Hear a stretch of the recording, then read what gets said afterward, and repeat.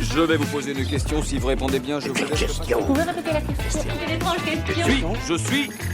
La télé en question. Un jeu diabolique mêlant manipulation et trahison. Ça fait bientôt 4 ans que l'émission Les Traîtres s'est imposée comme l'un des rendez-vous phares d'M6. Le principe, vous le connaissez, parmi un groupe de célébrités, quelques-unes sont désignées les traîtres. Les autres, les loyaux, doivent les débusquer et les éliminer avant que ces derniers ne les écartent de l'aventure, un à un.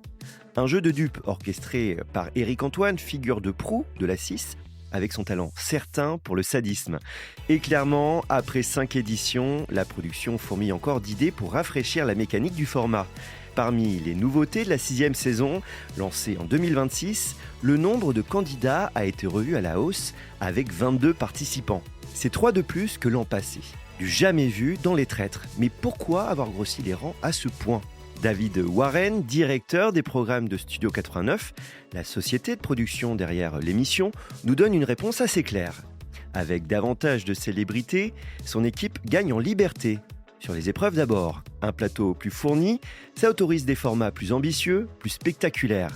Mais surtout, ça joue sur le rythme des éliminations. Quand le casting est large, on peut se permettre d'en bannir plusieurs en une seule soirée, sans vider le château de Bournel, où est tourné le jeu au bout de 3 épisodes.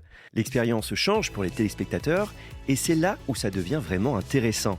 David Warren évoque la possibilité d'introduire de nouvelles mécaniques de jeu, comme le concept du traître maudit lors de la saison 6.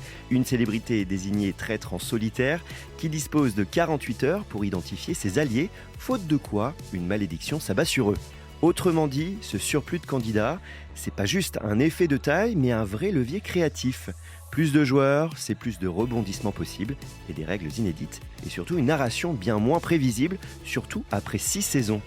Les producteurs ne cherchent pas juste à faire plus grand, ils veulent faire autrement.